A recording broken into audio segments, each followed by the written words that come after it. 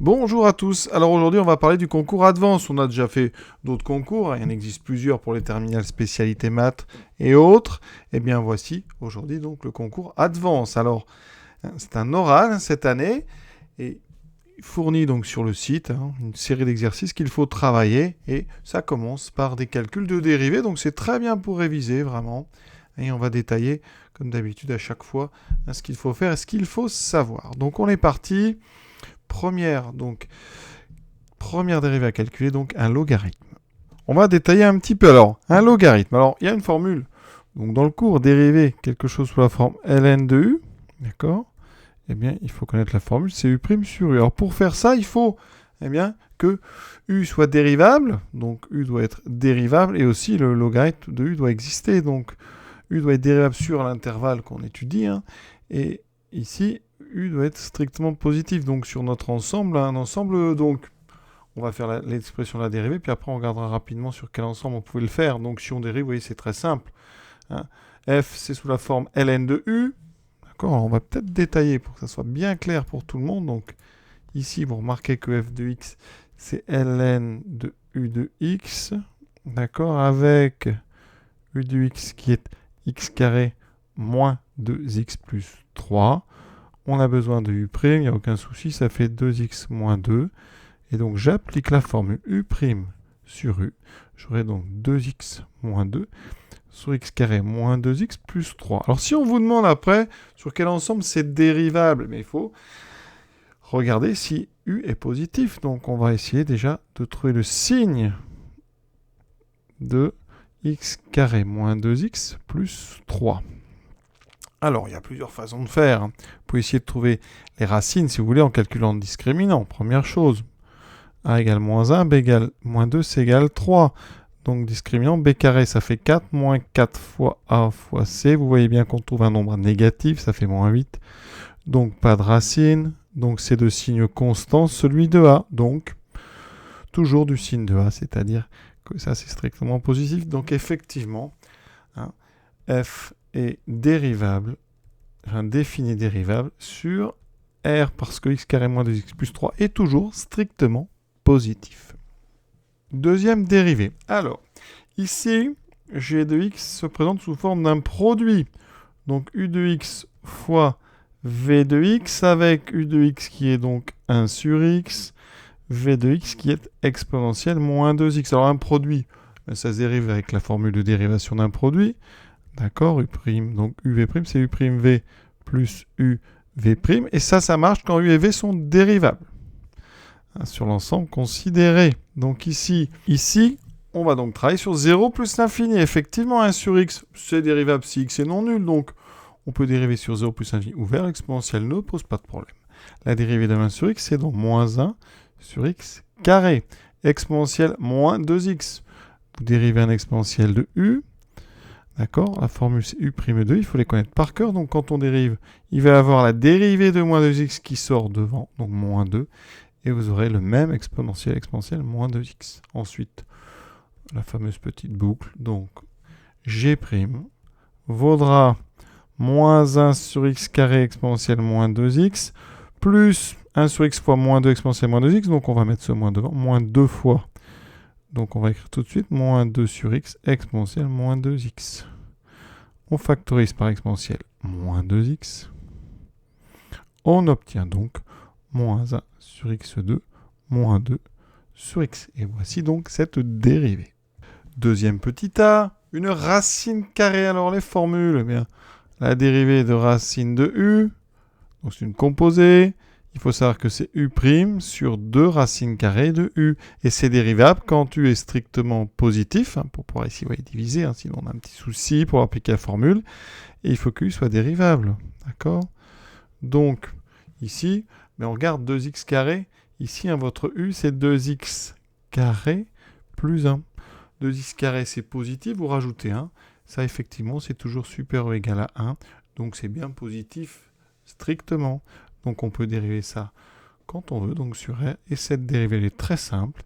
On applique u', donc la dérivée de 2x de plus 1, c'est 4x plus 0, donc 4x sur 2 fois la racine carrée de 2x carré plus 1. On peut un petit peu simplifier ici par 2. Il va me rester 2x sur racine carrée de 2x carré plus 1. Ensuite, cette fois-ci, un produit g de x, il y a un logarithme. Donc g de x, vous voyez, c'est u de x multiplié par v de x. Donc encore une fois, il va falloir que j'utilise la dérivée d'un produit. U' v plus u v'. Ça marche quand u et v sont dérivables. D'accord? Donc 2x, ça ne pose pas de problème. C'est évidemment dérivable. ln de x carré plus 1. Alors, déjà, est-ce que c'est dérivable? Ben, on a dit tout à l'heure, ln de u va dériver, c'est u' sur u. C'est dérivable si donc u est strictement positif et u dérivable. Donc c'est le cas parce qu'x carré plus 1, c'est dérivable. C'est strictement positif parce qu'x carré plus 1, c'est plus grand ou égal à 1. D'accord? X carré, c'était positif. Donc ça, c'est supérieur ou égal à 1. C'est donc strictement positif. Je peux donc dériver. V, ça me donnera donc ici dérivée de x de plus 1, 2x sur x carré plus 1. Vous voyez, vous avez une petite composée donc à l'intérieur d'une dérivée d'un produit. U', rien à dire, ça fait 2. J'applique donc ma dérivée d'un produit, la petite boucle ici avec un plus entre les deux, donc G', c'est donc U, on va commencer par U', U'V, donc 2 fois ln de x2 plus 1, plus 2x fois ça, donc 2x fois 2x, ça fait 4x2 sur x carré plus 1. Et la cinquième, donc ici, un quotient. Alors, on va utiliser donc la formule de dérivation d'un quotient U sur V. Vous savez que ça fait donc U'V moins UV' sur V carré. Et ça, c'est dérivable si U et V sont dérivables. Et il faut que V soit, donc, ne s'annule pas. Donc, il faut que, pour tout x, bon, si on prend un dérivable sur un ensemble E, il faut que V de x soit différent de 0, quel que soit x appartenant à E. Donc, jamais que ça fasse 0. Donc, première chose, si on veut dériver, il faut regarder quand est-ce que ça annule x carré. Moins 3x plus 2, donc recherche des... Alors on fait a égale b moins 3, c'est égal 2. Alors on peut trouver les racines évidentes, hein. C'est ici 1 et 2. Mais sinon on les trouve. Delta b carré, donc 9 moins 4 fois 1 fois 2, ça fait 1. Donc 2 racines, x1 moins b. Donc 3 moins racine de delta, ça fait 1 sur 2. Donc 2 sur 2, ça fait 1. Et x2, c'est donc 3 plus 1 sur 2, 4 sur 2, ça fait 2. Donc ça veut dire qu'effectivement, f est dérivable sur R privé 2 de ces deux valeurs qui annulent le dénominateur, donc 1 et 2. On peut vous demander ça, hein, dire, de toute façon, il faut savoir quand est-ce qu'on a le droit de dériver en utilisant les formules. Après, bon, eh bien, on a u de x, c'est x carré plus 1. V de x, c'est x2 moins 3x plus 2. On a besoin de u', donc 2x. On a besoin de v', 2x, ici, moins 3. U'V moins u', donc il y a un moins. On n'oublie pas de diviser par v carré. F', alors tout de suite, hein, si vous voulez bien présenter, vous mettez votre trait. U'V, donc 2x. x2 moins 3x plus 2. Moins x carré plus 1 fois 2x moins 3 sur v carré. V carré, on ne va pas y toucher. On va le laisser comme ça. On va développer le numérateur.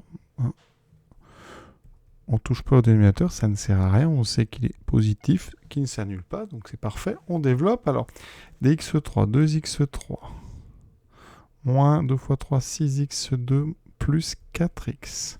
Moins, alors on va doucement, il y a un moins devant un produit, donc 2x3, moins 3x2, plus 2x, moins 3. Je vais finir juste au-dessus. Les cubes. Vous voyez que 2x cubes s'annule avec celui-là. Les carrés. Moins 6, moins 3, moins 6 plus 3, moins 3x carré. Ensuite, les x. 4 ici, moins 2. 4 moins 2, 2. Moins fois moins 3, plus 3. Et on a terminé. Petite remarque juste pour la recherche des valeurs qui annulent le dénominateur. Quand on a x carré moins 3x plus 2, il faut s'inspirer du texte. On vous demande, il vous dit ici x est différent, donc x appartient à R privé de 1 et 2. D'accord? Donc vous pouvez vérifier que 1 et 2 sont racines. Vous voyez, si je remplace, on voit bien que 1 et 2, en remplaçant, ça donne bien 0. Donc 1 et 2 sont donc des racines évidentes. Et comme on sait que c'est un trinôme, donc il n'y a que 2 racines au maximum, vous venez de trouver les 2 racines. Donc c'est pas la peine forcément de faire un calcul, vous voyez, de delta. Vous pouvez vous servir du texte pour avoir l'idée des racines évidentes. Voilà donc pour ces 5 premières dérivées. Je vous souhaite une bonne fin de journée à tous et à très bientôt.